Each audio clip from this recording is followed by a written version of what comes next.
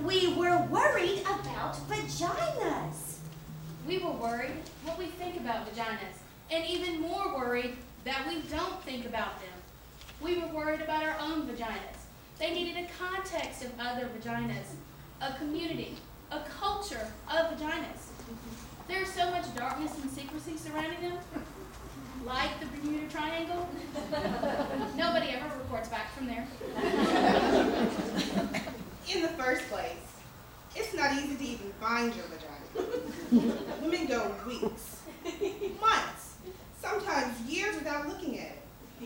A high-powered businesswoman was interviewed, and she said she was too busy. She didn't have the time. Looking at your vagina, she said, is a full day's work. You've got to get down there on your back in front of a mirror that's standing on its own, full length preferred. You've got to get in the perfect position with the perfect light, which is then somehow shadowed by the mirror and the angle you're at. You get all twisted up, you're arching your head, killing your back. You're exhausted by then. She said she didn't have time for that. She was busy. So there were vagina interviews, which became Vagina Monologues. Over 200 women were interviewed. Older women, young women, married women, lesbians, single women, college professors, actors, corporate professionals, sex workers, African American women, Asian American women, Hispanic women, Native American women, Caucasian women, Jewish women. Okay. At first, women were reluctant to talk. They were a little shy. But once they got going, you couldn't stop them. Women secretly love to talk about their vaginas. They get very excited, mainly because no one's ever asked them before.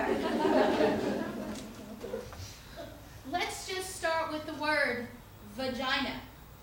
It sounds like an infection at best. Maybe a medical instrument. Hurry, nurse! Bring me the vagina! Vagina. Vagina.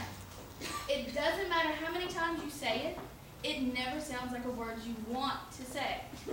It's a totally ridiculous, completely unsexy word. If you use it during sex, trying to be politically correct, darling, could you stroke my vagina?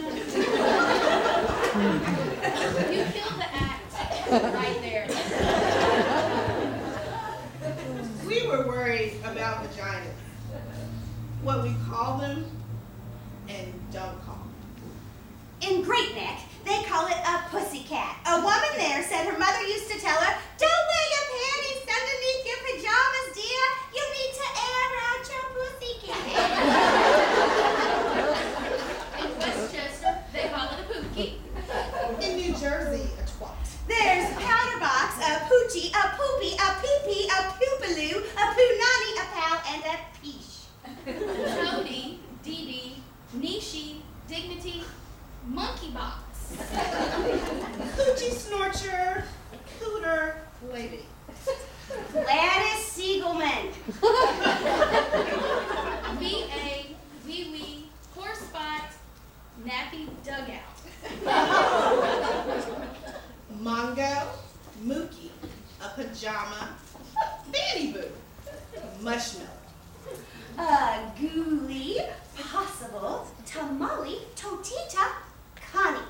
A Mimi in Miami. A split commission, Philadelphia. And a Schmindy in the Bronx. Down here in Memphis, we have My China, My bits. Oprah's vajayjay. My Sugar Dish, Pocketbook. Hoo-ha. And sugar balls. We're worried about vaginas.